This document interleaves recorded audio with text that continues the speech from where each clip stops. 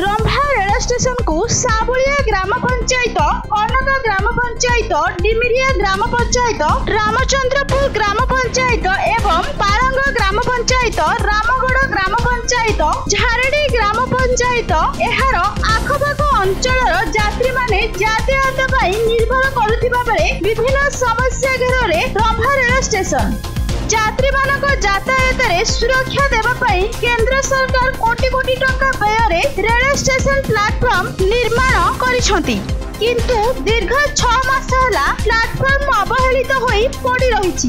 Station रा 4 number platform रे जंग लागि फाटा सृष्टि हेबा जोगु एहर पुनर्निर्माण करिबा लागि भंगा जाइछि, किंतु ए पर्यंत काम बंद होई कोनोसी प्रकार काम होई नाही। स्थानीय सरपंच प्रतिनिधि Shashidhar Behera station master JE एवं बीडीओ को ए विषय पचारिबारु से कॉन्ट्रैक्टर को कोनोसी व्यक्तिगत समस्या को नहीं काम बंद रहिछि। सेथिपाई आमे उपरस्थ अधिकारी को जणाइछु बोली मत देइथिले। स्टेशन रे पैसेंजर गाड़ी लागिला मात्रे यात्री माने ए पाखरु से पाख पारी हेबा पई रास्ता नाही। ट्रेन तलपटे गली गली आसुथिबार एक भयावह दृश्य देखा मिलता। प्राय यात्री माने जिनिसपत्र नेबा आनिबारे असुविधार सम्मुखीन होई दुख प्रकाश करुछंती।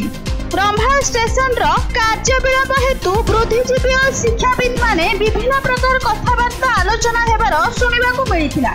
गंजाम रंभारू बनवासी सेठी को रिपोर्ट न्यूज.in। मो शशिधर बेहेरा साबुलिया ग्राम पंचायत सरपंच प्रतिनिधि। आमर Rambha railway station 4 number platform आसवाई जो ब्रिज अच्छी ब्रिज 6 मास भांगिकी पड़ी से कॉन्ट्रैक्टर किसी काम करनी। मु स्टेशन मास्टर सहित जेई सहित एवं एबीओ सहित कथबार्ता करी फोन संगे द्वारा कथबार्ता करी से खाली कहते जे कॉन्ट्रैक्टर काम करनी आमे कौन करूँ ले कॉन्ट्रैक्टर किए नियुक्ति करता केमती काम हम लोक जावाटा बहुत असुविधा होची। ट्रेन लगी समय लोक मैंने भीतर बाटे गलिकी जाऊँगी एवं बहुत तकलीफ होती लोक, किंतु शीघ्र यही ब्रिजटा पादचला जो ब्रिजटा अच्छी से ब्रिज तुरंत कार्य हम से मु स्टेशन मास्टर को जेईकी एवं विभाग अधिकारी मानक अनुरोध कर।